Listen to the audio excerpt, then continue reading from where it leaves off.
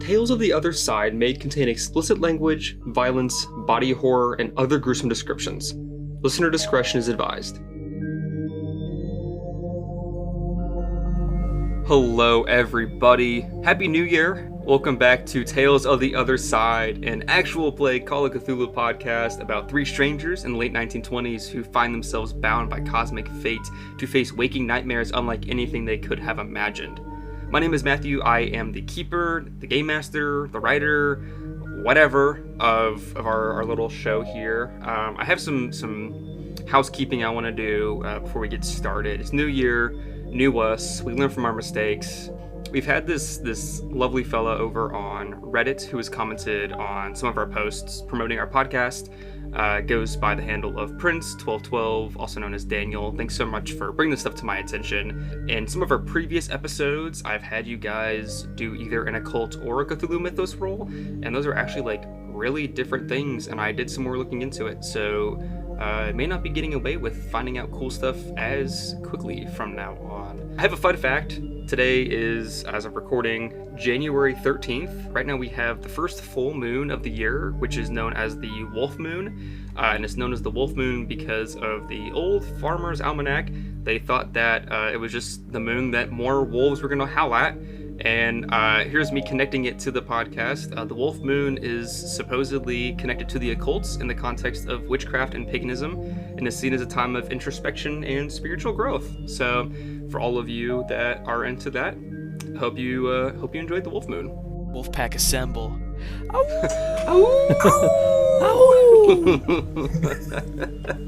Hey everybody, I'm Nathan, and I play Jonah Thorogood, an investigative journalist who went into last session with a lot of questions and is coming into this session with even more. I hope you guys had a happy holiday season and a great new year. Yeah, my fun fact, we play, personally, we have our own, little recording through Discord, and I have a video camera now, so my lovely friends can see my beautiful face. Hello, I am Archibald Bauer, a professor of anthropology from Boston, and I don't have a fun fact. I just have a fact, which is that I just got back from vacation from a very lovely sunny place, and my body is scorching red, and everything hurts. And I thought about doing this entire episode naked because of the pain, but I thought that maybe that would be ill-advised. But just know for a fact that after this episode is over, I'm stripping down and lathering myself in aloe vera. Not sponsored, but that shit helps. Hey everybody, I'm Noah. I play Adam Whitlock, and my fun fact for today is about Juno, my wife. She is a established author. She loves writing, and she's also written some of my scientific papers. Don't tell anybody. This is Chapter 7. He's a demon, he's a devil, he's a doll.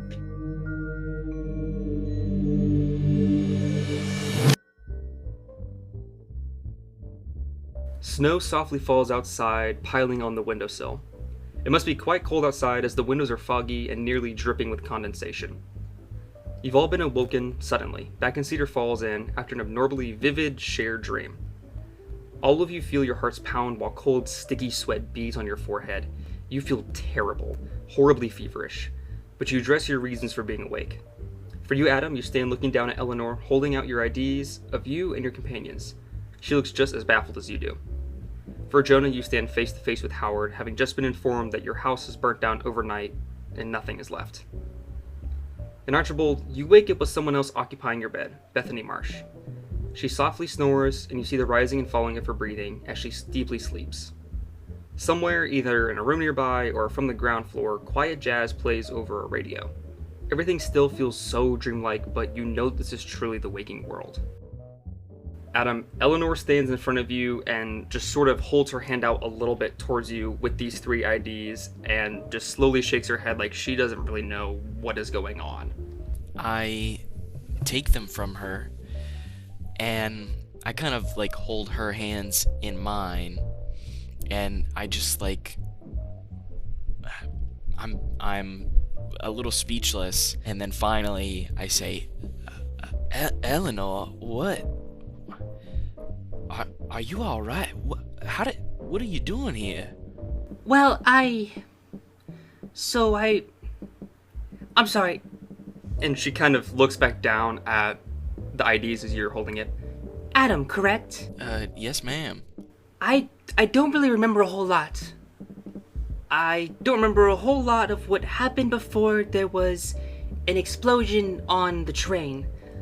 I know that I met you and the gentlemen that are also on these IDs. I know you're in my memory, but that's all that I have. I have these in my pocket. I wanted to make sure I return them to you. I really hope that this didn't cause you any problems of me having your identifications.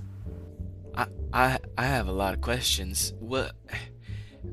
First of all, how do you have our identification? Do you mind if I come in? If I come sit down?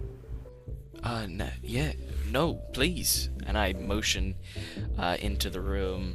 I'll pull out a chair for her, and I'll sit down on the bed facing her. So she sits and is kind of fidgeting with her hands and looks up at you, and she really doesn't seem like herself. You had heard that she had some sort of memory problems, and you can kind of tell that it's manifesting in a way that she just looks confused and sad. I remember being half conscious after the explosion and seeing just a group of men led by a man with these large framed glasses. They were searching through the bodies of everybody next to the train and looking at their IDs before moving them between two separate piles. I don't know what the piles were, but I got to you and your two other friends' IDs before the men got close, and then I got away as fast as I could to the nearest town to try to get some help. I got these because I didn't know what they were doing. It just felt wrong, so I didn't want them to have your IDs, and I also figured maybe you could help shed some light to me of what happened.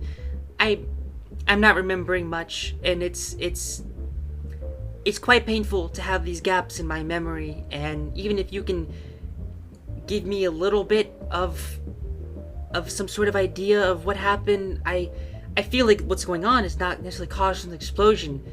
When I started to run away with your IDs, things kind of went black. Suddenly I'm in another town, and I only have an inkling of recollection, so Mr. Adam, if you could just give me anything to help me piece these fragments of memories together, I would be so grateful. I would be more than happy to. I feel as though you deserve an explanation. But I must ask, you said a man with large frame glasses was passing through the wreckage? Yeah, that's correct. He seemed to be leading some sort of group of men. He wasn't really the one in there hands-on, but he seemed to be giving the orders to them. Have we met anybody like that so far? Who's got, big glasses? You remember that the last thing that you saw after the train exploded before you went fully unconscious was a silhouette of a man in the distance, and in the reflection of his glasses was the fire from the explosion, and you saw this large swirling eye. Yeah, that's what I was afraid of. I just shake my head, rub my temples a little bit. Alright, Eleanor, and I kind of lower my voice a bit, and I look at her pretty seriously. Yeah, Eleanor, there's something going on in this town. I fear as though we have stumbled upon a group of, I'll just call them religious fanatics. Well, I'll just say they don't really seem to be up to no good.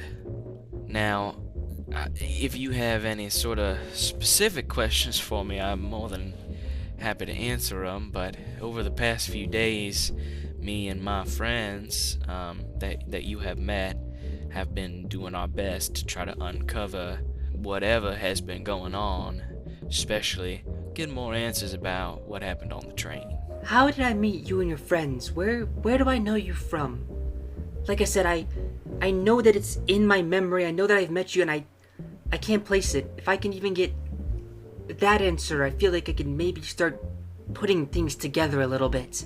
Oh, so my apology. I did not realize your memory problems started there. Well, on the train, there was a group of men who were trying to get into the luggage, and some of their partners in crime, I'll say, were elsewhere on the train, and I happened to be yelling one of their names, and you came out of your room, obviously confused, wondering what's happening, and I politely explained the situation, and told you that it would be safe if you stayed in your room. And from there, we parted ways, and soon after that, the train exploded. Thank you. It's really nice to know that there is one piece back together. My husband's been helping me, trying to talk me through stuff, but eventually I just figured I needed to start figuring out some stuff on my own and putting things together, and I knew I had these ideas, and I discovered that you were here, and so I figured it was best to ask you at least. Well, yes. Well, I'm very happy to have these back. I must thank you. I mean, is there anything else I can do for you, Eleanor? Do you have a piece of paper that I can write something on for you? Sure, yeah. And I'll rummage through like a desk for some paper and hand it to her with a pencil. I live on the corner of Riverside and Hall Lane. I'll give you the address right here. If I think of anything, or if you think of anything that you can ask me eventually, why don't you stop on by and see if we can help each other out a little bit? Yes, I think that is a mighty fine idea. I will say this, Eleanor. Please, be careful on your way back and from here on out. I hate to say it, but me and my friends have been attacked a few times by these religious fanatics. I don't think that you will be in any danger, but I would say just to be safe, stay with your husband. If he carries any weapons, tell him to keep it close at hand, just in case. I don't mean to worry you, of course, but, I would certainly hate for something to happen because you decided to do the right thing and come talk to us. Thank you. Thank you very much. I'll keep that all in mind, and I'll make sure to let him know that we should do what we can to stay as safe as possible. I think that's a good idea. She gets up and she extends a hand forward and gives you a quick handshake and a faint smile and begins to walk towards the door. And at the other end of the hall, Officer Howard is standing in front of Jonah. Kid, I don't even know what to say to you right now. I had to come as soon as I found out. As soon as we got it all put out, and I'm so sorry, Jonah. I appreciate you for telling me. I gotta ask. Was it just my house? Was it targeted? Were other houses on the block affected? So, as of right now, it's looking like it's just your house. By the time we were alerted and brought to the scene, the house was already almost completely burned down. Some good news is that your neighbors were out using buckets of water from their house to try to extinguish their flames, but there was one thing I was able to recover, and He holds out a small metal box with a simple latch on it. It's just plain, dirty, gray metal, and you've never seen this in your life. Thank you, Howard. I appreciate you so greatly for this. I'll take the box from him. And you're saying this is all that survived? All that you could find? That's all that we could find. We've got some officers back at your house right now scrounging through, but if anything else shows up, I'll make sure to have it brought here to your room. And in the meantime, we have some funds set aside for things like this, and We'll help to pay the cost of your room for as long as you need until you're able to find a new place in town. Well, that's... Yeah, you didn't need to do that, but that's why I live in Cedar Falls. We take care of our people, as many strange things that happen here, it always seems to bring us together, and I know you're a good man, and this is an extremely unfortunate situation, and I'm glad that we have the ability to help you out the best that we can. I know you probably don't have a lot of information, and they're still digging through the ashes, but do you have any lead on who may have done this? It was maybe a potential motive? I don't know anyone who would be interested in harming me. I'd be pretty surprised if anyone had it out for you, Jonah. I don't know. I mean, it could have been any sort of freak accident. Something was tossed aside, somebody, flinging out ashes somewhere, fireplace not completely extinguished, any number of things. It's, uncommon, but not out of the question. But we're going to keep looking into it, I promise. We'll make sure that we figure out what it was and, make sure that things like this don't happen again. I do appreciate that. Is there? I forget what it is in D&D. It's insight. I don't know what it is in Psychology. We've been using psychology. Yeah. Oh wait, I may actually not fail this. I have a 64 in this. I want to see if he's lying to me. I definitely failed that. I got an 88 and I had to get below a 64. So I failed. If you need anything else, just let me know. But I'm gonna get back, if we find anything, like I said, we'll bring it back here and make sure that it gets delivered to you safely. Thank you, Officer Howard. Have a good day. I mean, as good of one as you can have, considering the circumstances. I will try my best. You as well. He shakes your hand and closes your door as he walks away, leaving you with this box. Are there any markings or anything on the outside of this box, or it's just a little metal container? It looks like it might have gotten a little burnt or scorched or something. It was obviously with the house when things happened. Then I'm gonna open it. As you open it, the first thing that you see is there is a folded up letter. Well, Jonah will open up this note, and it reads, "You've been looking into the Covenant? So have I. Stop now. This isn't your story to tell." And then in bold and underlined it says, "I know what you did."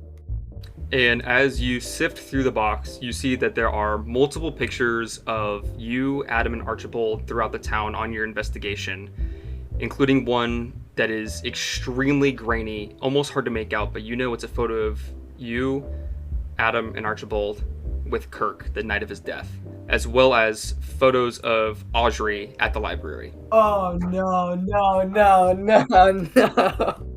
Officer Howard is walking down the hallway and walks behind Eleanor and right in front of your room, Adam. Excuse me, Officer Howard.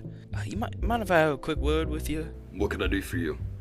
I just have a quick question. Yeah, of course. Does the name Warren Proctor mean anything to you? Yeah, of course it does. He's the one that really restarted Cedar Falls after it was abandoned for a while. He was the antiquarian who figured out that this place existed and was abandoned and kind of just, restarted everything and made it into the place that it is today. He's like the re-founder of Cedar Falls. Do you know if he lives here? Actually, come to think of it, I haven't seen him ever. It's just more of someone that I've heard about. I've never personally met him or worked with anyone who met him, so I'm sorry, sir. I actually don't have the answer to that question. That's all right. I mean, I was just curious. Just, general research on the town. I didn't know if maybe I could meet this man. Well, I'll keep my ear to the ground, and if I end up finding anything out, I'll make sure to let you know. In my research, I came across two other names, Mary Hill and Jane Collins. Does that mean anything to you? And when I say those names, I would like to try to psychology roll on him. I'm trying to figure out if this guy if we can trust him. Oh, please tell me I did good. My psychology is a 10, and I got a 27. Fuck. Maryhill, Jane Collins. They sound like familiar names. Are you having problems with any of the residents? Oh, no, I'm not. Those two names, they're from, way in the past history of Cedar Falls. Okay, gotcha. I'm not even sure if they're even alive anymore. Well, I would recommend checking out the library if you have questions about history and stuff like that. We have a whole section that's dedicated to preserving the historical information, artifacts, and things of that nature for the town as sort of our archive of the town's founding and history and everything like that. So, sorry once again that I just don't have the answer to that question, but hopefully that'll be a good place to look and get some more answers. Oh, well, thank you for that. Maybe we'll have to go check that out. And if I may ask, how are you doing after everything that happened a couple weeks ago? Well, to be quite honest with you, officer, it has not been a fun time in Cedar Falls. I think we'll make it. I'd like more than anything to go back home to my family, but I fear I may have some more business here. Well, I hope that you're able to wrap up your business soon and make it back home to your family before too long, sir. Thank you for your time. I'll let you go. Of course. No problem. I'll make sure to check in again later, and if I hear any of those names come up, I'll make sure to let you know if I hear anything. I appreciate that. And he gives you a nod and walks down the hallway towards the stair to the first floor. Archibald, you are just staring at the back of Bethany as she lays there sleeping just silently. So I see her, and basically immediately I freeze for a bit, and then I scramble out of bed. My heart is racing. I'm very, very on edge right now. And I just get out of bed. I stare at her a little longer and just try to come to terms that this is no longer the dream. And after a while, I decide to shake her awake because I definitely need to talk to her.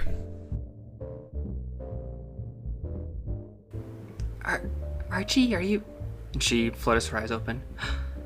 Archie, oh my god, you're awake! And she flings her arms around you and just pulls you into the tightest hug of your life. I tense up very suddenly. Yes, good morning, Beth. How did you sleep? Not very long or very well, but now that you're awake, it doesn't even matter. I don't even care. Oh my god, I'm just so happy you're okay. I'm just so happy to see you again. It's been so long. Yes, it has been so long. But if you don't mind me asking, Beth, how did you get to Cedar Falls? The last time I saw you was back in Boston.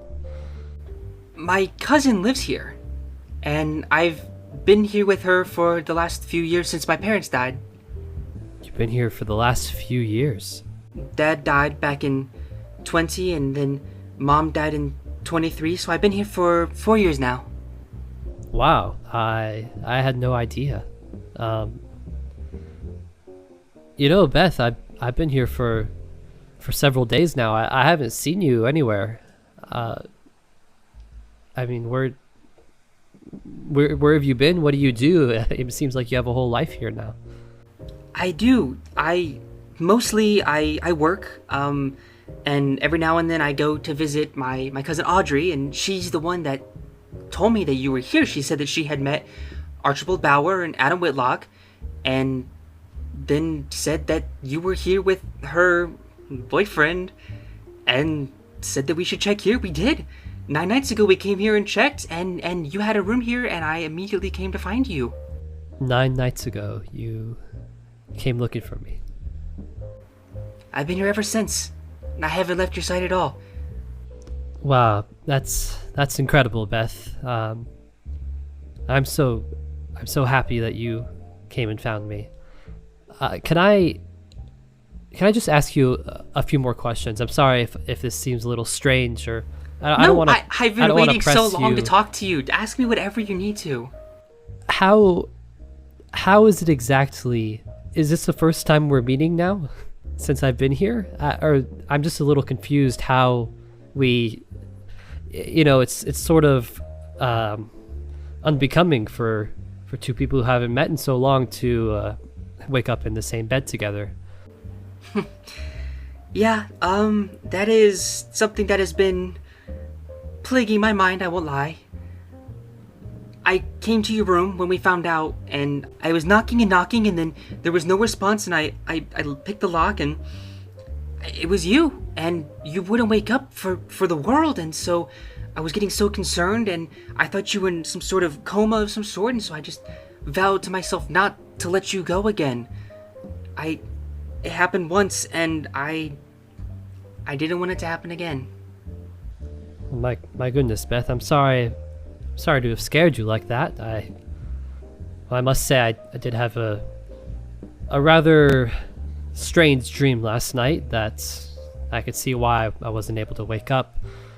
But my goodness, you've been here for so many years. I've been trying to discover a lot more about this town in my few days here. I'm sure you know about the train wreck that happened a few days ago that me and the others were on. Can I ask you a bit about the church around here? Sure. The people who go to the church, and is there anything strange that you've seen them doing or that has happened to the worshippers there? Not that I can think of. It's just good-souled Christians. They sing and they worship and read the scripture. It's not really anything out of the ordinary for here. Right. And do you happen to go to the church? No, I haven't been since Mom died. It just sort of became a thing that, blasphemous for me to say, but it seemed like something that I didn't want to participate in.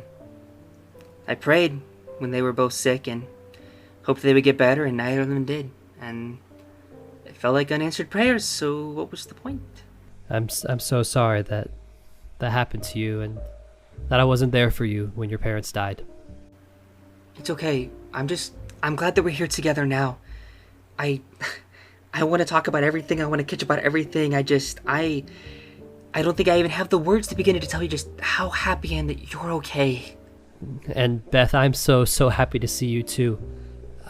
I'm sorry if I seem a little off. I'm having a hard time wrapping my head around things, and I'm afraid before we discuss our personal lives further, I need to uncover more about this town.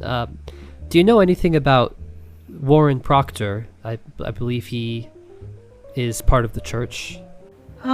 I don't think so. I haven't, interacted in the church with anybody. I've, obviously interacted with them outside of it, just as, normal, ordinary people do, but the name doesn't necessarily ring a bell at all to me.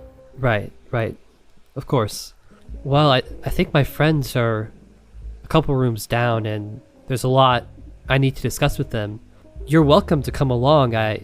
These are very scary times. I wouldn't want for you to be alone. If you'd like to, come along and meet them. I'd love to. Why don't you give me a couple minutes to get ready? I just woke up. Don't want to meet your friends in this state. And also, I don't necessarily know if it's a good idea for me to be seen coming out of the same room as you right now.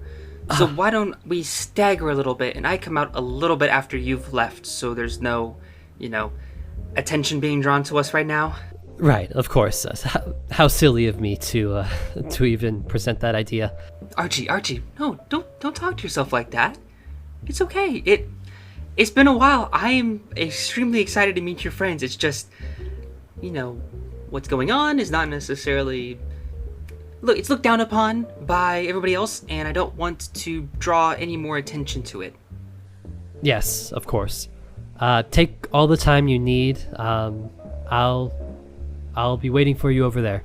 You step into the hall, and first you see, your companions, Adam and Jonah, also stepping out of their rooms. And then second, you guys all see an inn worker who is quickly walking down the hall with a small piece of paper in hand.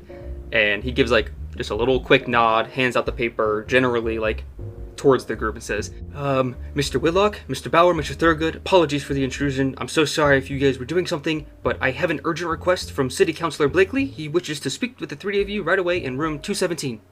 I'll go up and take the paper from him. And he hands off the paper to you, nods his head slightly, and returns back down the hall towards the stairs to the lobby. Jonah grabs a note, and it reads, Mr. Whitlock, Mr. Bauer, Mr. Thorogood, I do humbly request your presence this morning, October 20th, in room 217 of the Cedar Falls Inn. I have some information that I think will be extremely beneficial to you all. I look forward to our upcoming meeting. Milton Blakely, Cedar Falls Town Council.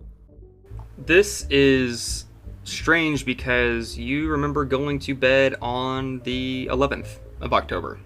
Oh. I was about to ask what the date was before. Yeah. What was the date? October 20th is when he wants. We went to bed on the 11th? Okay. There's a reason Matthew says the date Okay. every episode. Oh man. I was getting 9 ready to days say, ago. Okay. Yeah. Okay, Yeah. I I was thought like 9 days ago. We've only been in Cedar Falls for like 5 I days. thought you initially said, like, when you said 9, like we were asleep for 9 days or something like that. I thought you missaid that or something. Like you meant like we'd been in the town for 9 days or something. No, you mean we've been asleep for 9 days, bro. So we went to bed on October 11th, and then now we've woken up on the 20th. Yes. Mm-hmm. Oh my god. Okay. If Adam had like a cup of coffee, he would have dropped it on the ground. Yeah. We have a lot to discuss. Archibald takes a sip of water and spits it out. After you read that, I'll just look at both of you and I'll just say, alright, so who wants to go first? Maybe Jonah, do you want to take the lead on this? Sure. I have some not so great news for all of you. Here, let's all step into my room Yeah. and I'll give us a little bit of privacy. Well, gentlemen, I got something from Mr. Howard that was in my house that I definitely did not have in my house. And I will show them the metal box and I'll open it. I'll pass the note to the two of them. That says, we've been looking into the covenant, tells us to stop, and it says, I know what you did. And then I will also pass out, the photos. And I'll make a point to show them the grainy one. Gentlemen, it appears someone knows what we did. What I did. Howard didn't have any information on who would have burned my house down. There didn't seem to be a motive. No one else's house was burned down, so it definitely seems targeted. I know this was not my house. Granted, I don't know what's been going on in the past 9 days, and neither do the two of you. But I know for a fact this was not my house, so this was definitely planted. Wait a minute. They burned your house down? Yeah. It's gone. Like it's gone? Cinders, ash, gone, nothing. Howard said that this is the only thing that survived. A metal box that isn't even mine. They aren't even my photos.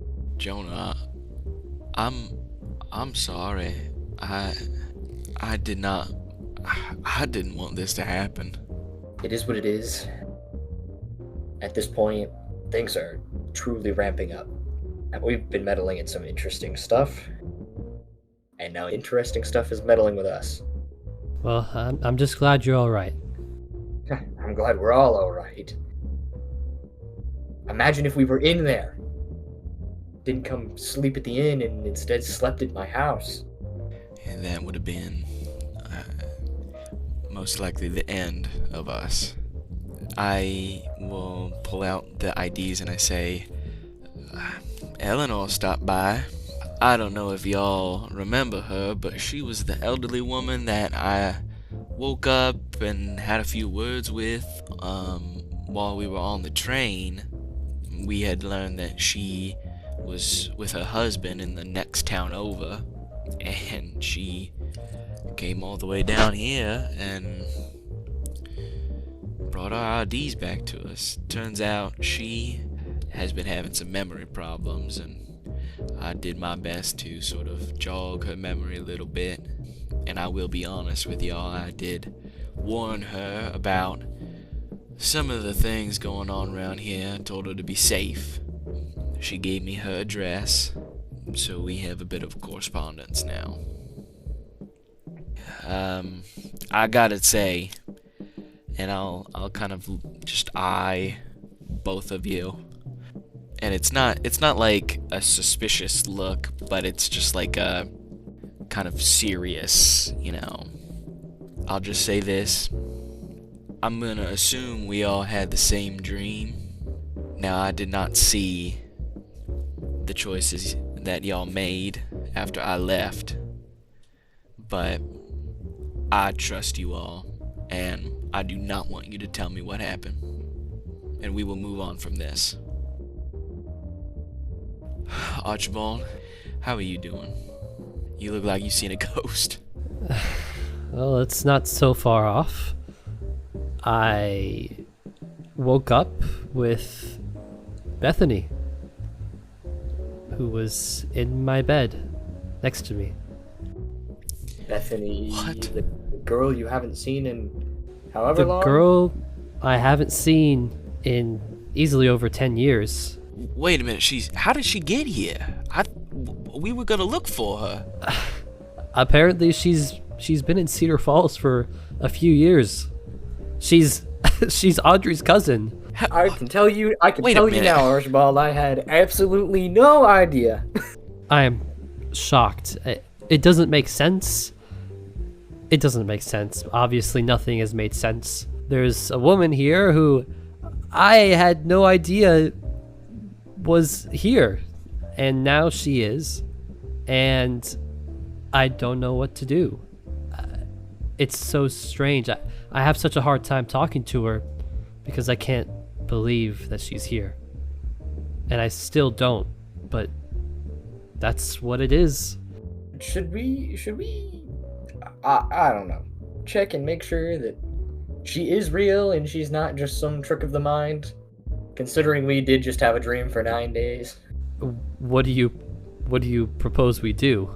All I'm proposing is, you said you woke up in bed with her. We go walk over into the other room and make sure she's real. Are you saying that you think I'm lying? I'm saying that we have had a whole host of crazy things happen to us in the last, I don't even know how many days anymore. It's beginning to become a lot harder to determine reality from fiction. Well, I'm telling you, she sounded real to me, and I'm not too keen on barging in there if that's what you're proposing. All right, gentlemen, all right. Listen, let's calm down a little bit. So, she's here. Let's just say she's here. Yes. Everything that's been going on, I hate to say it, it makes me a little suspicious. If you say you trust her, Archibald, I trust you. But I saw my wife, Jonah, you saw Audrey, we saw Beth in this dream, and these terrible things happened to them, and it seemed like they were, going along with whatever the one from beyond had in mind. Now, I mean, they could have just been illusions, but I cannot deny that it has affected me. So, like I said, if you say you trust her, then I will say nothing more. Thank you. I'm sorry if I came off passive aggressively or anything. I'm a little unnerved. The current situation has gotten me a little riled up. We're all on edge. I mean, you just lost your home. You have every right to be in a state. If we have nothing else to discuss, shall we go meet Beth for real this time? If you're comfortable introducing us to her, Archibald. Yes, I would love for you guys to meet her. She was just getting ready as I left. I told her to meet us out here. It seems she's taking a bit, but I'm sure she'll come out soon. While we're waiting, I need to really quickly pen a letter to my wife, and I would like to go to the post office before we continue our investigation. And also, speaking of, why don't we come up with a little plan today? I figure we're wanting to go to, what was it? I mean, my mind is a little hazy. The old lumber mill, was it? And then the farmhouse, right. And one other thing, got a real bad feeling about Henry, and I would like to go check on him as well. I'll pen the letter really quick, and we'll all step into the hallway waiting for Beth. So you guys step onto the hallway, and Beth is still not out there. I didn't expect her to take so long. I suppose I could knock and see if anything's wrong. If you guys don't mind. I feel like I should check in on her. Of course, do your thing. Alright, I go to the room. I knock a couple times. I say, Beth, are you doing all right in there? Beth? Beth? Can you hear me? Are you doing all right? Beth, I'm coming in. I try to open the door. It's unlocked.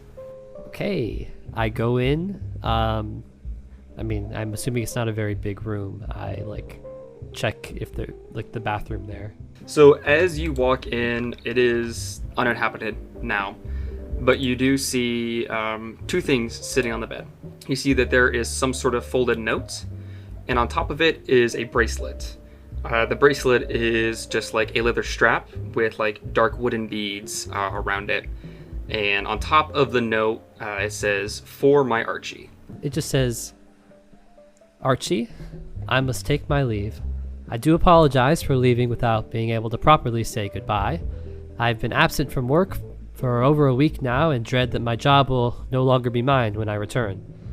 Having spent these last 9 days with you, though you may not have been aware of them, have undoubtedly been the best days in recent memory. We will not be apart long now. I live at 335 Orchard Row. Please come see me soon. Yours faithfully, Bethany Marsh. And there's a little lipstick kiss in the bottom left corner. But yeah, I pocket the letter, and I go outside and basically tell them unfortunately she had to get back to work, and I'll meet up with her sometime later, but she's unable to join us right now. Jonah's not going to say anything to you, but Jonah definitely thinks that she's not real. Adam thinks that too, but you see it all over his face. I notice Adam's reaction, and I just kind of I'm just a little confused, what? Archibald, now, how do I put this? Are you sure you were talking to Beth? Of course. I mean, who do you think wrote this letter? It was Beth. Are you showing us the letter? I'll show you the letter, yeah, but not its contents. So he just shows a little piece of paper. Hey guys, see the lipstick? Yeah. All right. Where does she work in the town? Did she tell you? Well, we didn't have much time to go into details. I'm sure you understand.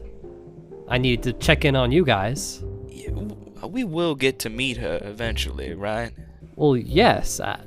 The next time I see her, I assure you guys, I will let you know, and we can all meet up.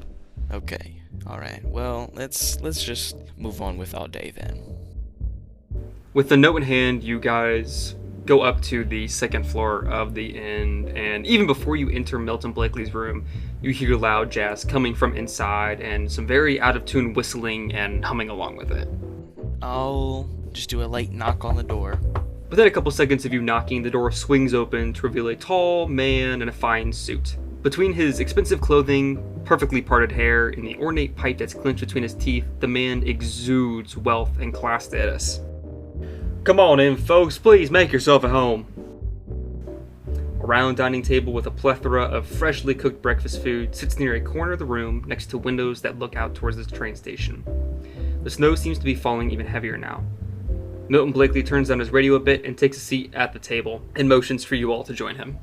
We do so. Yeah. If I could have y'all put your weapons on the dresser, please. And he pauses for a moment, almost as if listening, and says, brass knuckles, firearms, a knife, I believe. If y'all could please put that on the dresser, I'd appreciate that very much. Mr.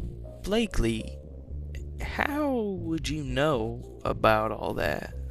In due time. Just, if you don't mind having the courtesy, it just makes me feel a little safer knowing that we've all placed our dangerous belongings elsewhere and nothing will happen. More than anything, it's a sign of good faith. I do not want any sort of firearms, blunt weapons, anything that could cause harm to be at this table. This is simply a discussion, a safe place for all of us right now, and I want to eliminate any sort of thing that would make us feel threatened. Before I put my gun down, Mr. Blakely, I suppose we're to assume that you don't have any weapons on yourself? No, sir. I am not one for weapons of any sort. I do not enjoy violence, and it quite frankly disgusts me. So I do not personally own any sort of weapons of the sort.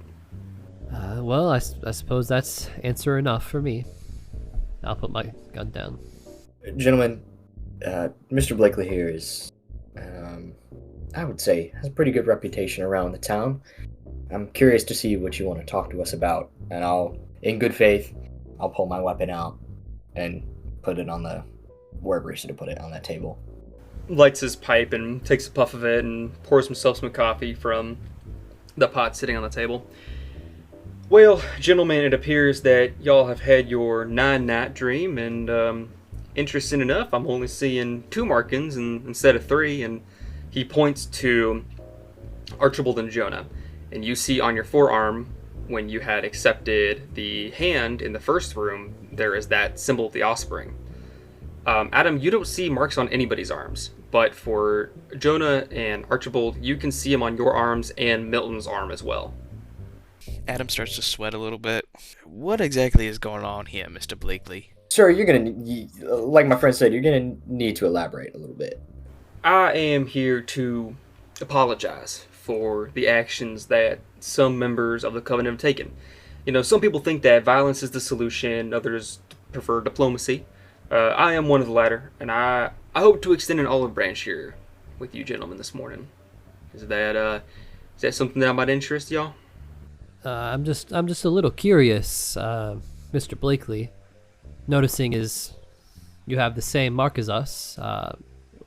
What is this diplomacy you're seeking? So, I have talked to Warren Proctor in hopes of ceasing this needless violence from the Covenant members to citizens of Cedar Falls. And Proctor has agreed that this is a smart move. He's a smart man, and he does see the value in this. So, you are each invited to chapel by invitation of Warren Proctor. In fact, I have some slips here for y'all, and he hands each of you what looks like basically a little tickets. So y'all are invited to chapel, like I said, at the invitation of Mr. Proctor, and each of y'all have been given your instructions of where to meet tomorrow at 8 p.m. This is the olive branch, as many would say.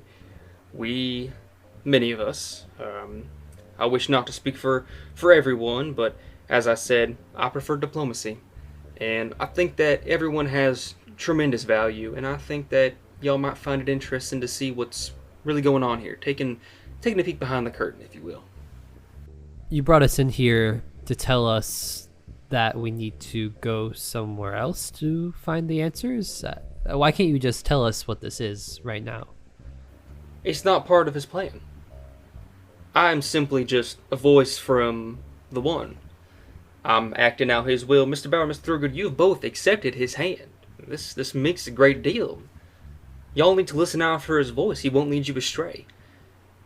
We are simply in a large game of chess that we've yet to see the full picture of, being played by the hand of a cosmic god that sees the board, sees every single move that could happen. Now, I don't necessarily think that he is playing us per se, but he is most certainly giving us the instructions of what to do.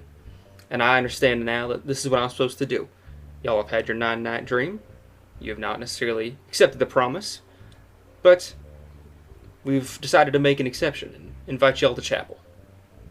If nobody else is gonna say it, I will. So you do realize that on multiple occasions, our lives have been put in danger by your so-called covenant. What is to say that we don't go to chapel and, for lack of a better term, something bad happens to us? How can you guarantee that this is a smart decision or a safe decision even for us after we have been, in quotations, against you for so long?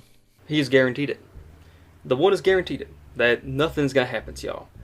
And all those in chapel, in the covenant, they know now that their actions that they had taken was not correct, and that the tactics that they were doing were unsavory, looked down upon. Harm does not happen in the covenant. It does not happen in chapel. It is a safe place, and if y'all are invited, it means that you have, in one way or another, y'all have been accepted, which means that no harm shall befall upon y'all. So, just to clarify a little bit, to get invited to this chapel, do you have to have a 9-night dream? Well, the 9-night dream is just part of the process, you see. Everyone in town at some point or other has been visited by the One from beyond. Maybe it has happened in the past, or is happening tonight, or may not happen for a while, but he reaches out to everyone with his power and attempts to show them what they may lose if the world shall come to an end, much as he has foreseen and as many have seen in the past. He gives them the option, and they may refuse, they may accept of their own true will. He wishes not to drag anybody kicking and screaming, as it were. He just wishes that people come with their own will, because that means more to him. But he does make a case for every person, as he did to y'all, and that's just the first step. Y'all have the 9-night dream, and some people accept, and they get invited to chapel. Some don't accept, and they move on with their lives. It all really depends. What do you know about that? The world coming to an end. What has he told you? Well, he has showed me a lot more than he's told me, if I'm quite honest. When my 9-night dream happened, I saw everything fading away. I saw everything that I had been through for my years of life, and all of those that came before me, all of their memories, their possessions just going to waste as if they were nothing, like they were just wheat in a field being chopped down by a scythe. And he showed me the world ending, all of us dying, mortal husks being disintegrated and whatnot, real end of the world revelation type stuff. But it felt real. Watching it, you could feel it on your skin, the tingle as that purple wave of energy washes over you, and you know something about it's real. I also can't help but notice that, and I kind of look at everybody, I'm the only one in this room who doesn't have a mark. And I can't say I really intend to receive this mark anytime soon, so I guess all that to say, what would that mean for me, going to chapel? Well, the mark, more than anything, is a way of showing our brothers and sisters that we have accepted the change in ourselves that the One from beyond has promised. You know, he knows all of his children. His children know each other. You can't see it because you didn't accept that part, which is fine. make the decisions that you want of your own free will. But they can see the mark on my arm just as I can see the mark on y'all's arms. We know each other, have been in contact with the one, and have accepted that part of him that makes us a little better, makes us a little more whole.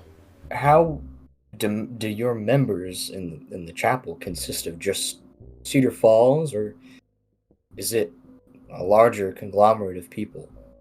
Well, we mostly are folks in Cedar Falls, and we have sent others out to preach his word in other places and bring people back. He says that he's working at other gates, other doors throughout, trying to get as many people as possible, but the ones that I have personally been in contact with have mainly been from the Cedar Falls area. And would you happen to know anything about the train? Well, as far as I'm aware, John Griffith had been sent, and he had taken a key for the gate, and apparently he had not watched everything over properly, and things went awry and caused the explosion. You been in contact with Henry Preston at all? I can't say that I have talked to Henry Preston now. That thing that John Griffith was supposed to be keeping an eye on is, by my understanding, stuck inside of him. Oh my. Now, I'd very much like to help this boy because he seems like he does not deserve such hardships. Now, I hate to get him involved in your fanaticism, but is there anything you all can do to help the boy out? And I kind of avoid eye contact when I say that. It is mighty unfortunate to hear that this thing has happened to him, and I will talk to Mr. Proctor as soon as humanly possible so we can figure out some sort of solution to help Mr. Preston out, because that does not sound like any sort of effective way to be living, nor comfortable, and I want to ensure that he is as well taken care of as possible. You have my word that we will see what we can do about it. Well, why do you have to do anything about it? Why can't your one from beyond fix him? Like I said, I don't see the whole picture. So it doesn't seem to me that he can do everything. Seems to me like you don't understand the words that I'm saying.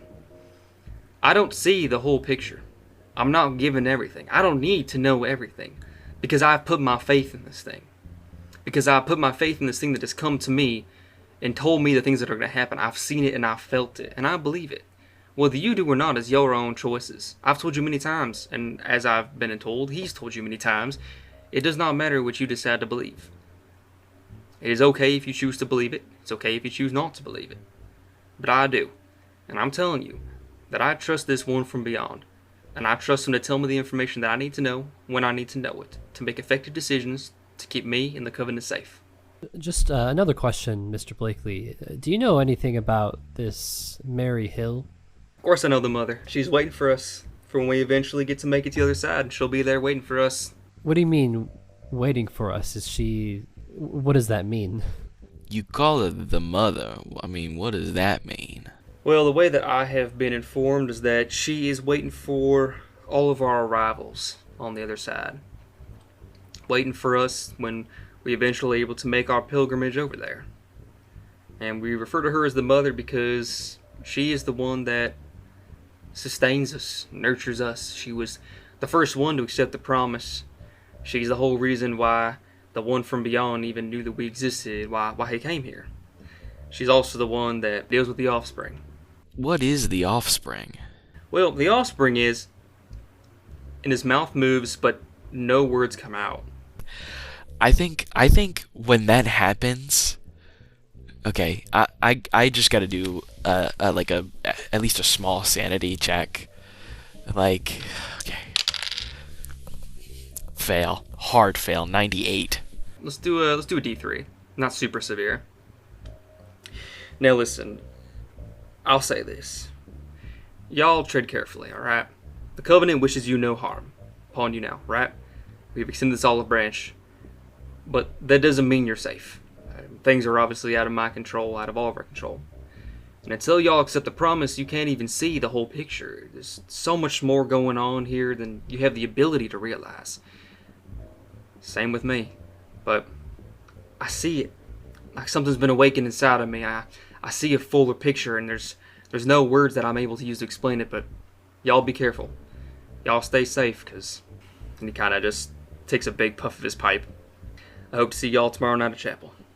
If we're done here, gentlemen, I would like to leave. Yeah. Yeah. Yeah. Yeah. I have no more questions for this man. I grab my knuckles and I'm out of the door. Yeah. Grab the gun and God, walk I out. hate this guy.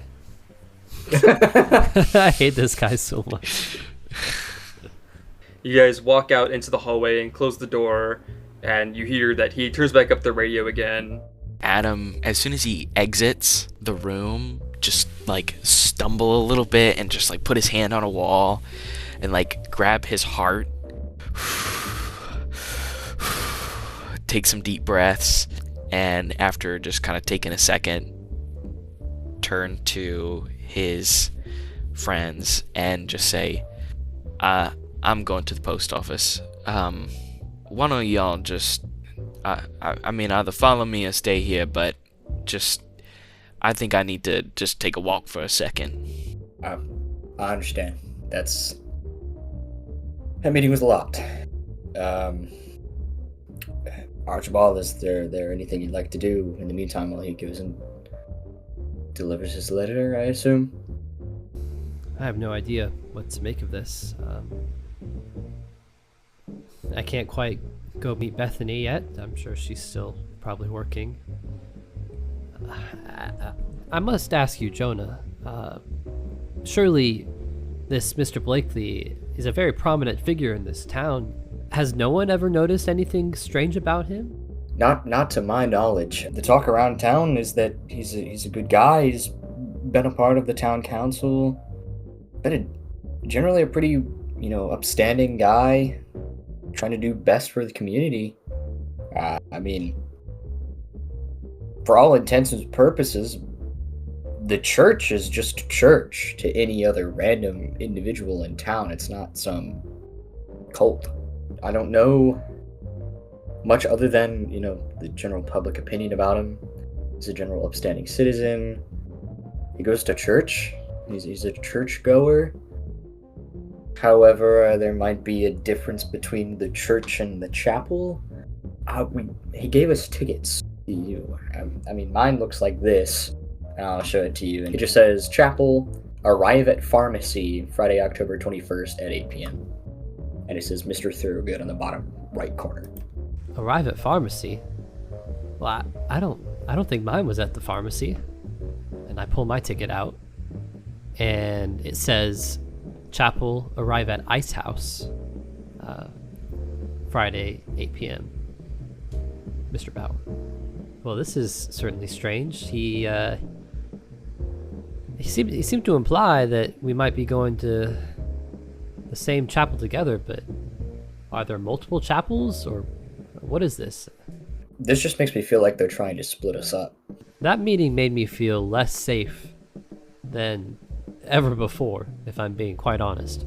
Especially considering they knew the weapons that we carried. Why would they tell us that we should go to the chapel and then tell us to go to different locations? I mean, clearly you would think you would have the forethought that, we would want to go together and that we would potentially share our tickets, this information with one another. I don't know. I'm sure he's doing this because of some bigger picture that he sees that we can't, or so that's probably his explanation. Regardless, is there anything that you need to do in the meantime? I would like to potentially check on Audrey if we ever get the chance. The pictures that we got did worry me, and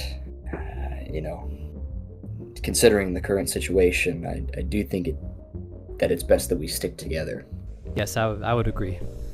Jonah and Archibald, you both race downstairs to catch up to Adam as he goes through the front door and towards the post office. And the journey between the inn and the post office is brief but labor-intensive and arduous. The wind and snow seem to have increased in intensity once again. Sheets of snow obscure your vision while strong gusts of wind stop you from making too much progress at once. Finally, you enter the post office, a brief respite from the cold and snow. The ground is slick and shiny with water, evidence of many post office visitors today. An older man sits at the counter, a slight smile seemingly permanently stretched onto his kind face. Good morning, gentlemen. How can I help you today? Morning. I need to mail this letter. Yeah, absolutely. Do you have it all written? Do I need to transcribe it for you?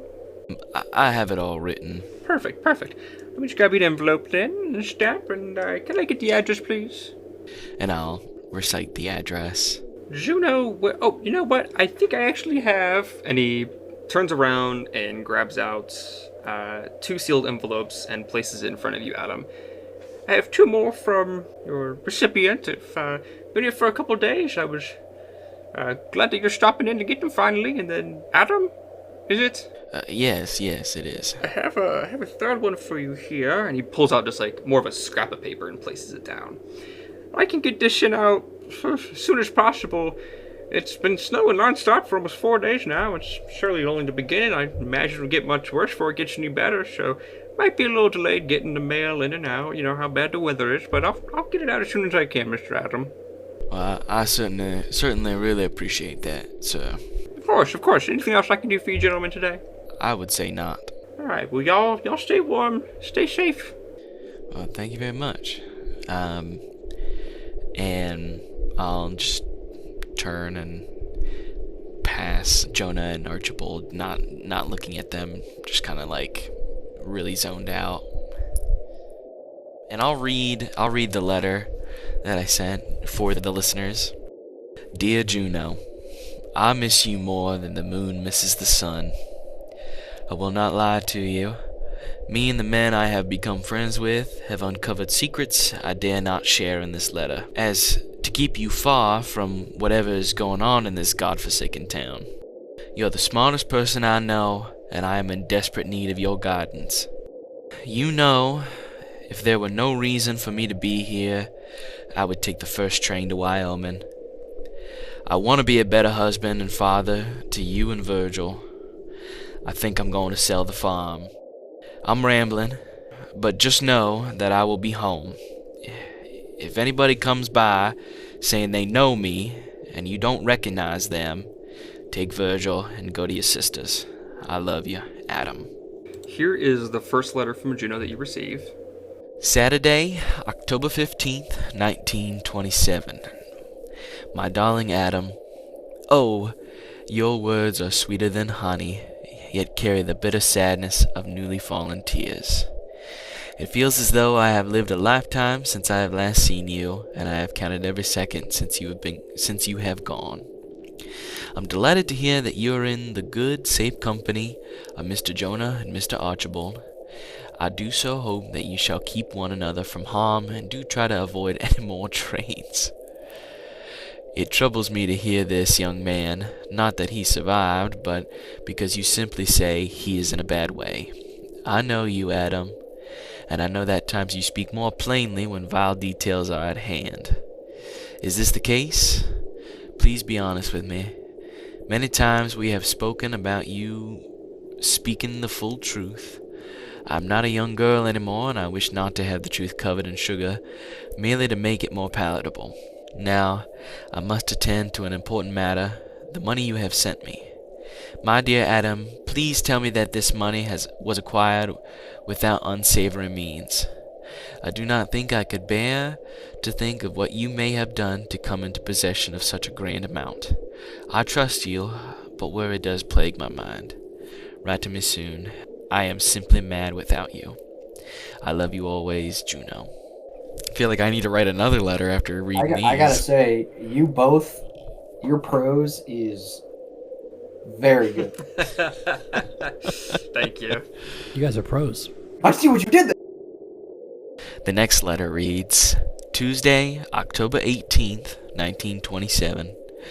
My darling Adam, words cannot express how overjoyed I am at your invitation to come and visit Cedar Falls. At first, I must admit, I was quite taken aback, though now I feel nothing but pure joy. Oh, how I have missed you so. I intend to depart tomorrow, the 19th, and make a few stops along the way, as I understand from your letter that you are still busy. My sister and her husband have lovingly agreed to look after Virgil and the farm while I am away and until we return home together soon. Virgil is quite excited to spend time with them and has, unconvincingly, declared that he will be on his best behavior, in quotations. But, my love, you know how he is. I worry not, and neither shall you. He is in good hands, as he always is with them. I cannot wait until I am in your arms again. Oh, how I miss being held in your embrace. Please tell your friends that I am ever so excited to finally make their acquaintance, and thank them for keeping you safe. I love you always, Juno. P.S. The money you sent has gone to good use. I feel that we are finally back on the right path. I love you so dearly. After reading that, Adam's mouth goes dry.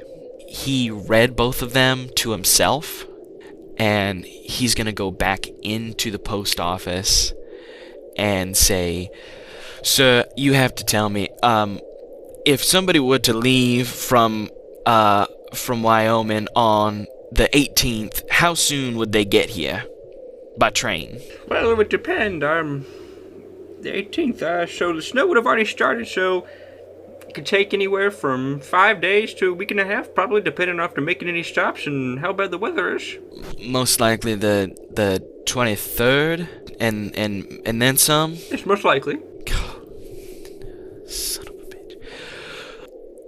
That letter I gave you, can I change the address on it? Well, yes, of course. Hand it back to me. I need to rewrite something. He hands you back the envelope. I'm gonna scrawl really quickly on the bottom. I'm gonna say, to Clarissa, keep my boy safe. Heed the warning above this. May God help me. And then I'm gonna hand it back to him. Never mind about changing the address, but here, I'll pay for a new envelope or whatever. Just please send this out as soon as you can. I beg of you. Yes, I'll get this in out as soon as possible, I promise. I'm gonna just stumble outside. Y'all, my wife is coming to Cedar Falls. It seems to be the doing of the people we are investigating. When does she get here? She left on the 18th. The man at the post office said it would take about 5 days to a week and a half, so the earliest would be the 23rd. Certainly gives us some time, but this ain't good. I think maybe this is probably the worst thing that could have happened. And your boy? What's happening with young Virgil? Juno left him with her sister Clarissa and her husband Joseph, and they're staying at the farm while she's away. I repenned a bit of my letter and warned them. I'm scared. I mean, I don't want anything bad to happen to Juno, and now she's coming to the most dangerous place. What have I got myself into? I am a bad husband. This is not... I will walk up to Adam, put my hands on his shoulders, take a deep breath. We will protect her. We'll do everything in our power to make sure she is okay. There's not much we can do about stopping her from getting here, but we can do everything to make sure she's okay. When she gets here, I will tell you right now, I will not be taking my eyes off of her. I don't think either of us would expect you to. More than anything, she is the most important thing in my life. And if that means leaving all of this behind, I'm sorry, but I'm prepared to do so. I understand. If I had an easy way out, I think I might take it. So I can't really judge you there. But you've had every opportunity to go to Wyoming, and I greatly respect the fact that you've decided to stick with the two of us this long. But whatever happens in the future, whatever decision you decide to make, I respect it. You have to do what you have to do. You have property, you have a wife, you have a child, you have family out west. That's something neither Archibald and I really have. And I genuinely think that takes precedent over any crazy shit you get out of some cult here. Thank you for understanding. I think we best get on with our day. I forgot I had one more note. No, I'll read it. Mr. Adam and acquaintances, I apologize for the state of this note. It is what I could find after a hasty search, as I felt it necessary to write as soon as I could. Your visit to our residence has not been forgotten, nor have the words that Mr. Adam so kindly shared. I'm happy to report back that I feel significantly more positive about the state I am in now. I have dreamt such a pleasant dream for 9 nights, and I feel that I understand what my purpose is now. My state of appearance has no effect on my sacred duty that I now possess. I do hope to see you all soon, and one day I'll be safe together on this other side. Henry Preston. And he drew the symbol that we've been seeing at the bottom of this note. I crumple it up and I just throw it.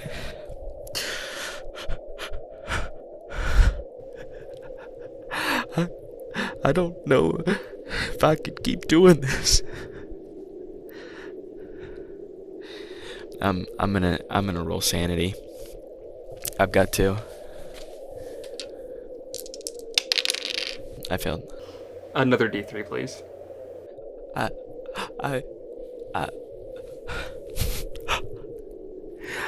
There's...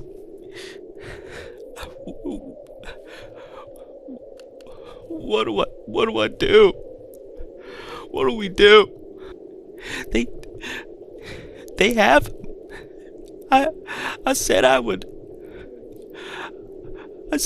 protect him, and I said I would protect my wife, and I failed. Every step of the way, I've failed. Tell me, what do I do? Adam. No, you haven't failed. You haven't. This isn't over yet. We're still here. The fact that you haven't left, that none of us have left, that means that we haven't failed. Look, I know that it seems every day like our problems increase tenfold, and it seems impossible to find any answers, but we're still trying. And I believe we will be able to find the answers, and we'll be able to save everyone. Your wife will be safe. The whole town will be saved. Henry can still be saved. If we can just get to the bottom of this, I'm sure of it. Isn't that right, Jonah? We stick together. We can get to the bottom of this. We can save what we care about. We can get to the bottom of this mystery. You haven't failed anyone, Adam.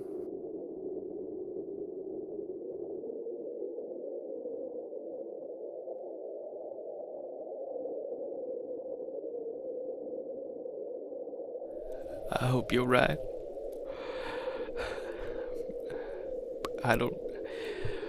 It's gonna take a lot for me to face Henry. But we gotta go. We gotta go see him. That man, Milton Blakely, he lied to us. He said he didn't know anything about Henry. He lied.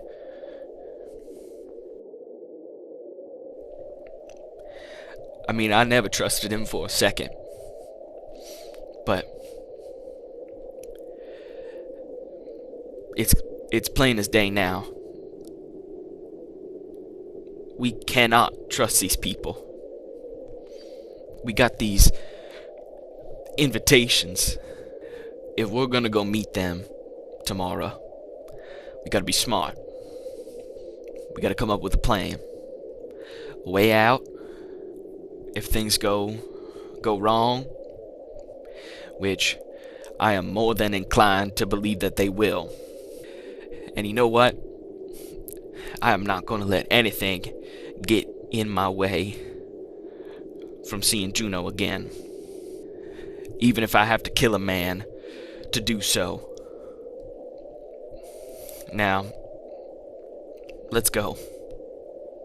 The walk to the Preston Manor is much less enjoyable than the last time you made this trek. The sidewalks are completely covered in densely packed snow, a shrieking wind rages on, and the falling snow hasn't let up at all. You eventually make it to the manor, the ornate two-story building almost completely unrecognizable as it's caked in snow. There doesn't seem to be any prints in the snow or any sign that a pathway has been made leading up to the house.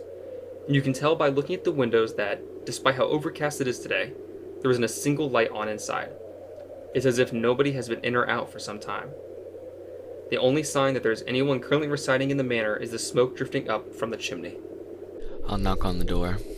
As you trudge through the snow in the front yard and you make it up to the front door, you stand in ankle-deep snow and knock on the door and gain no response. I'm gonna just pound on it. You pound and pound and pound on the door and you hear it echo and get no response back. Seeing that he gets no response, I'm gonna go around the backside of the house. Can I look in the window? Yep, you look in the window and it's still dark in there, no lights are on, and you see, looking through the front window, that there's like a shadow being cast upstairs, like someone's walking around. Is there anything open on the back end of the house? Can I see anything differently when I look through the windows? You go to the backyard where you had originally been with Loretta when she had been injecting herself with morphine.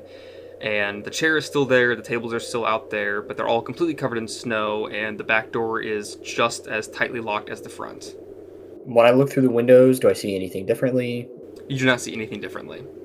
I would like to try to just strength my way in. Why don't you give me a strength check, and it'll be a hard check to try and, strength it open. Can I help him open it with this? Yeah, absolutely. Why don't you guys work together, and Adam, you'll have advantage then. I got an extreme success. Thank you for the advantage. Both of you slam your bodies into the door, and you hear the wood crack and splinter, and you throw the ornate door open, and a waft of snow just flies in. And you all enter the foyer, and it appears nothing like it had before. The chandelier is now all rusted and is unlit. All of the furniture is overturned and broken, and the ornate rugs have been removed from the floor and tossed about. And upon the wooden floor, where the rugs once were, appears to be a carving. I swear to God, if this is the same marking, I'm gonna scream. I am going to just slip the brass knuckles on. So, for our audience, I'll go ahead and describe to you what it looks like. It is a 5-pointed star, and then another one laid over top of it, but flipped upside down, so it has 10 points, obviously.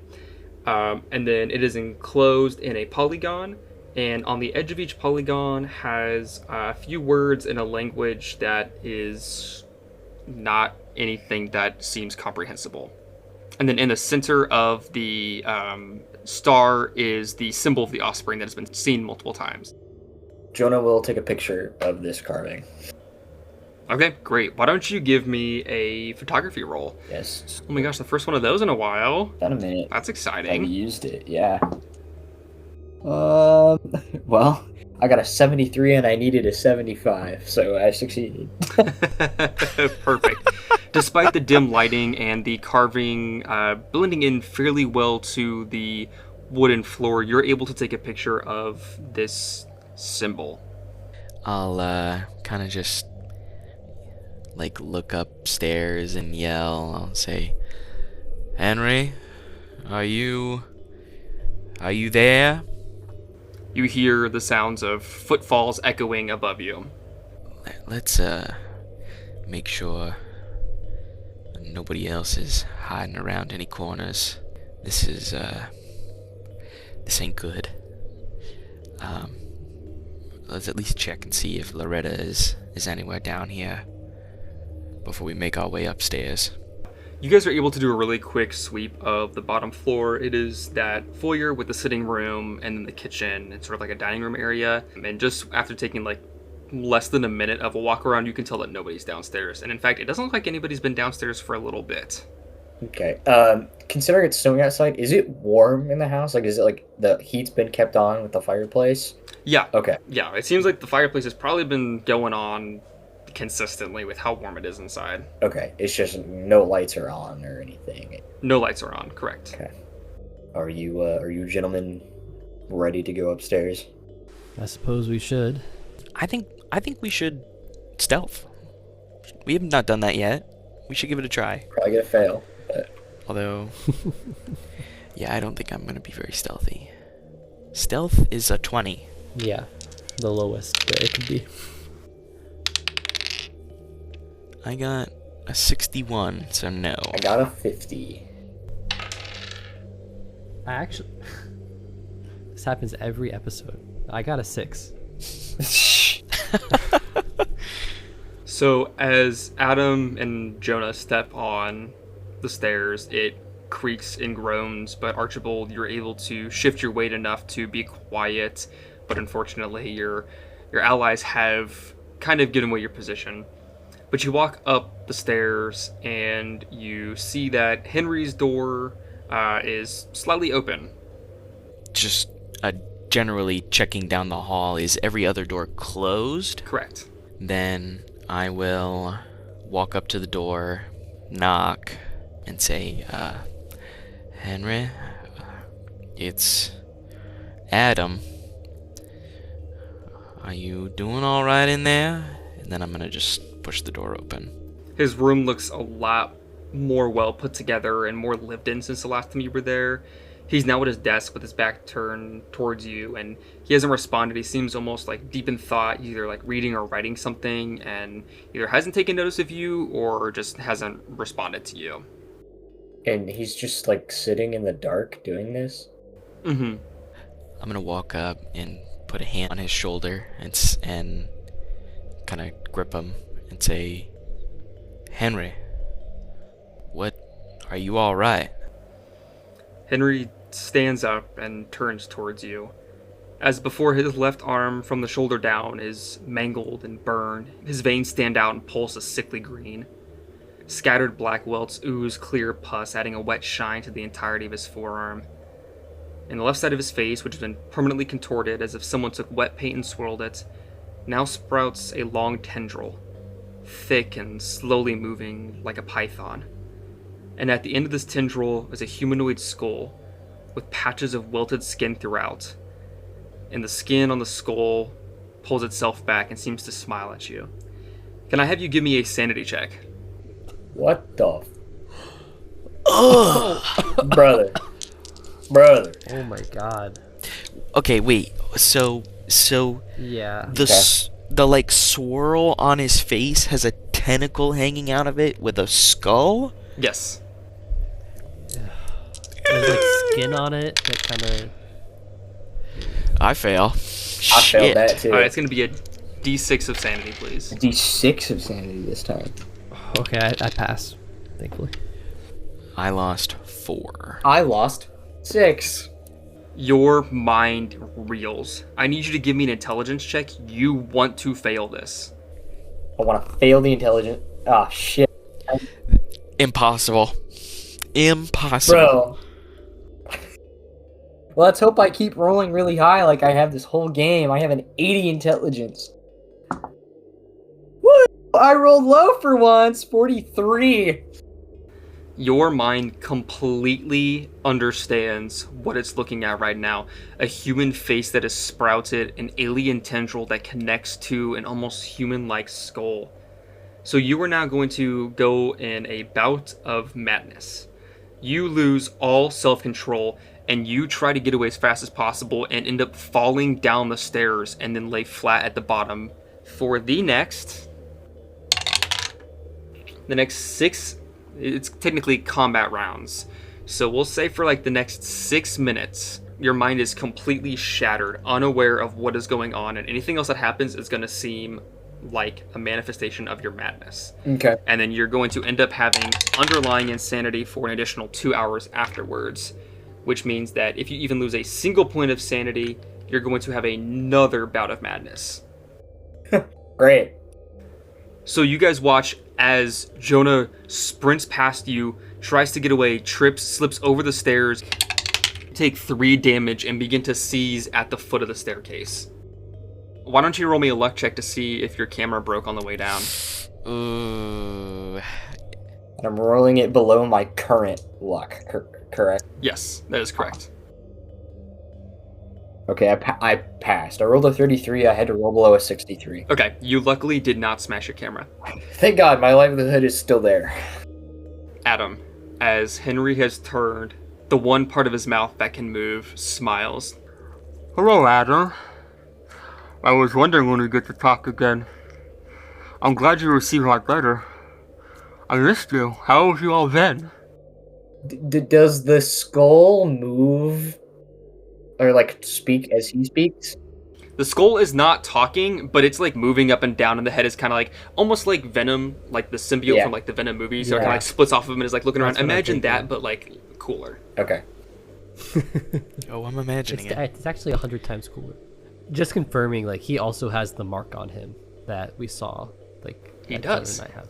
Yes, you see, Archibald, that he has the mark on his left arm as well. Henry, what happened to you? I thought we were over this before. Whatever was in that briefcase embedded itself in me, and now I'm like this. We talked about this last time, remember? I, take a couple of steps back.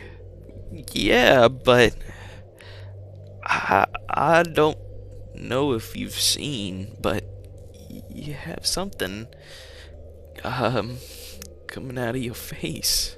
The tendril with the skull on it slithers up in the air and gets face to face with you. You refer to me. What? Yes. What?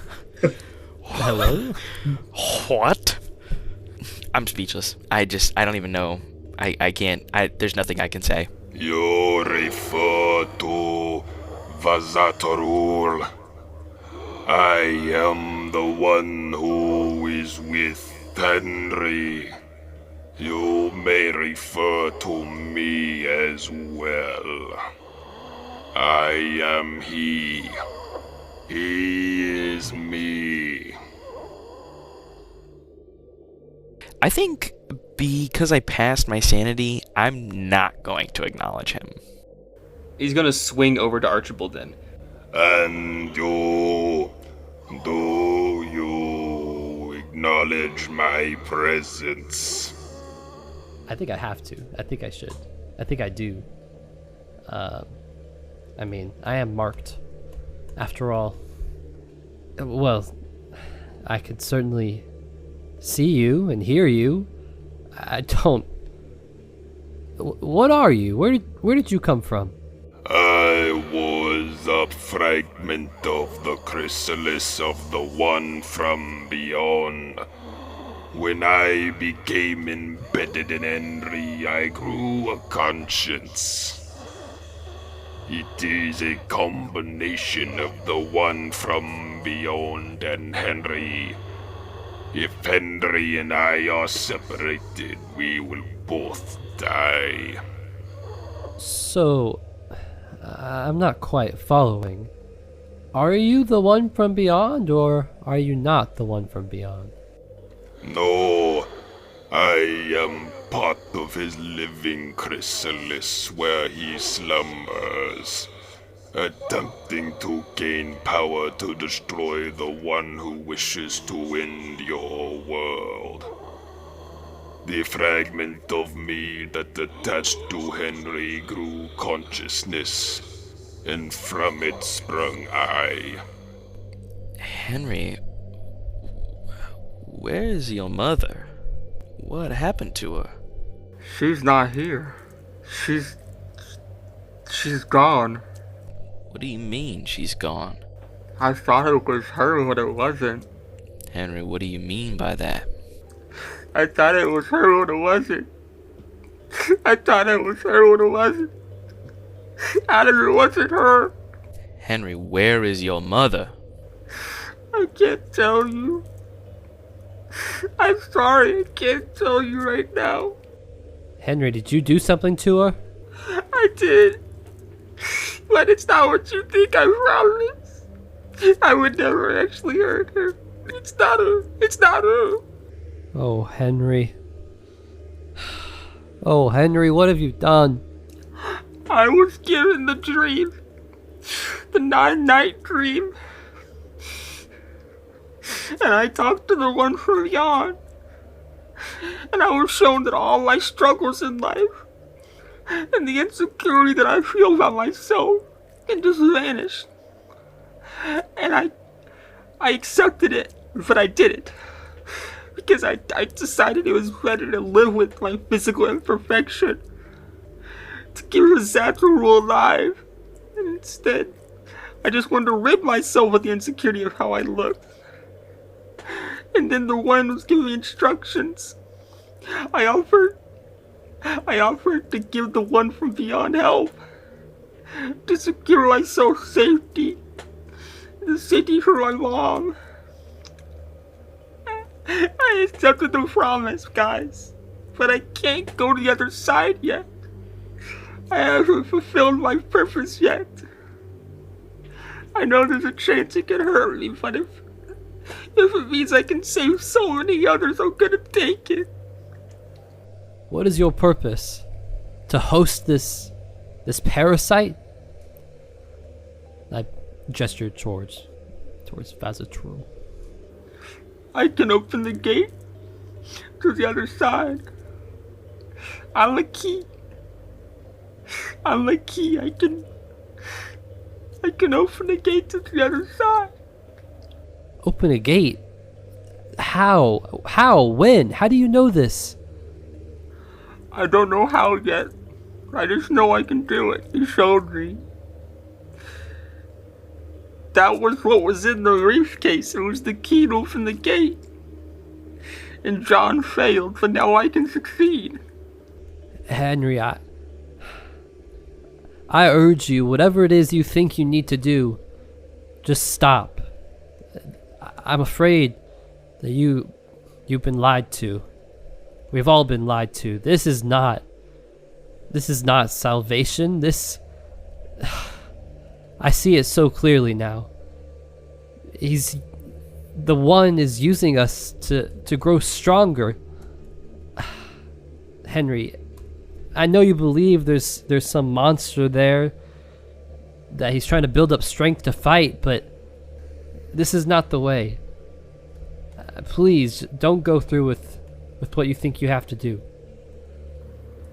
She's upstairs. That's all I can tell you. She's upstairs. Where is this gate supposed to be? The gate location is hidden until the one from beyond has decided to tell him. His knowledge is limited now, but he will see the full picture when necessary. Adam is gonna shut his eyes and just say, Henry, I'm gonna fix this. You're gonna be better, and everything's gonna be okay. Do not make promises you do not know you can uphold. Do not put the boy through more suffering just to make yourself feel better. Do feel righteous. Adam, I think we need to get out of here. I don't want to leave Henry alone like this. It pains me, but we have to get out of here. We have to keep looking. I don't think we're gonna find our answers here. I don't think I can handle any more of this. Goodbye, Henry. And I'm gonna start for the door. Make this right, Adam. Make this right. Before I get to the door, I stop and I say with my back turned to him, Henry, I can make it right now. That's not what I mean, Adam. You told me that we can overcome anything. I listened to you, I believed you, I didn't take the easy way out. Now damn it, you better not too. I'll never forgive you if you do that. Henry, nothing about making it right now is gonna be easy for me. And I'll turn around and walk up to him and I'll cup his face and slide my hands down to his neck. I'll look him in the eyes. Henry, I can make things right now for you. Adam, we need to get out of here. Like, now. I feel something. It's something bad. Please. Henry, just tell me if give me a sign. If this is what you want, this will make things right for you. If you kill me, you'll damn the rest of the world. And I will never forgive you. And your wife will never forgive you. And your son will never forgive you. And you will carry that pain of knowing that you let everyone down. That you were responsible for destroying the world. Until the day that it overtakes you. And you succumb to that darkness. The forever darkness. Adam, let's get out of here. Adam's hands are shaking. He drops them and leaves. I'm gonna look at Archibald and just in like the most monotone voice just say, I'm gonna go check on Jonah, and I'll walk downstairs to see if he's okay. Archibald, as you watch Adam walk down the stairs to take care of Jonah, you feel that same feeling a few minutes ago when you needed to stop Adam, and it draws you towards the bedroom. I kind of press my hand to my temple and I'm trying to resist it, but I'm being pulled towards the room, and I go. Jonah, you cease your seizing and take a deep breath and fully come back and realize that you are now at the bottom of the stairs and in pain, and Adam stands over you. And you see I'm standing over you, and I crouch down, and I have sort of like a resigned smile on my face. I put a hand on you and I just say, "Are you all right, Jonah?" I'm in a lot of pain. How did I get here? Adam, why am I at the bottom of the stairs? I remember we went up to Henry's room, and I'm here now. You remember last time we went and saw Henry? all disfigured and not very great looking. Yeah, well, you had a similar reaction this time. Maybe a little worse. Jonah, Henry's mom is upstairs. Now, I wouldn't recommend you going up and checking on her. If you're alright, and I'll kind of like show him some of like my massage technique for my knee and first aid him if I can. Why don't you give me a first aid check? I fail. I accidentally press into a bruise. Yes, well, me and Archibald are gonna go look. And you stay down here, alright? Okay, alright. Yeah, okay. And then I'll walk back upstairs. You meet up with Archibald, who has just opened the door, and a nauseating stench wafts over you. Stinks of urine, feces, and rotting meat. The room is dark, with not a single speck of light entering the room, except for the single thin beam that comes from the door you just opened. You motherfucker. Can I, like, try to feel around for a light switch, like, next to the door? Why don't you give me a luck check? Okay, I got a 56, but my luck is a 55. And I don't think I can spend a luck. So, unfortunately. Adam, you watch as Archibald walks into the room, his hand pressed against the wall, and then is stumbling around in the dark, and you don't see him anymore. Can I try to fumble for a light switch? Yes, please do.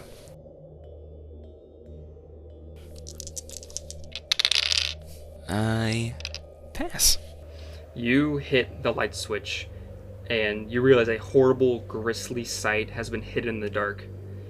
You clearly see in the center of the room Loretta Preston. She's slumped in a wooden chair, and aside from a robe around her waist, is completely nude. Her head is spun completely backwards, as though her neck were suddenly snapped, and a pool of blood is dried on the ground behind her chair, directly below where her face is. From her chest have sprouted two long, lanky arms, the color of ash. The arms themselves seem to have been covered in symbols, identical to the ones that you've seen numerous times in Kirk Webber's journal, naturally etched into its flesh. Each of the hands has 8 spindly fingers attached to razor-sharp claws drenched in the blood of Loretta Preston. And on her stomach, directly above her waist, is a symbol carved into her flesh. Dried blood has caked her lower abdomen and seeped into her robe, staining it a deep crimson. Will you guys both give me a sanity roll? Thank God I'm not in the room for that. Fail. I pass. You are going to lose Archibald 2 sanity. Adam, you can lose a d4 plus 1. Yeah, I want to know if Henry, like, saw his mom in the dream and killed her. Dude. So he, like, gave us that. Dude. But I don't want to talk to him again. I'll come out and say it. I'm weighing the pros and cons of killing him. Like, for real. Archibald? Why don't you step out of the room? And when he does so, I'm just gonna shut the light off and close the door. If I stay any longer, I fear I may do something that will damn me to hell forever. Yeah, we need to get out of here. I'll start for the stairs, grab Jonah, and we will leave. And hopefully never come back. You all begin the walk towards the woods, towards your destination of the farmhouse and the mill. You go towards the abandoned part of Cedar Falls. The wind howls and snow pelts you. The trek is long, made even longer by these arduous conditions. You do your best to focus on your destination and what lies ahead, but every time you let your mind wander, it brings up flashes of Loretta's defiled corpse and the newborn creature that began to sprout from her in its perverted, demonic birth.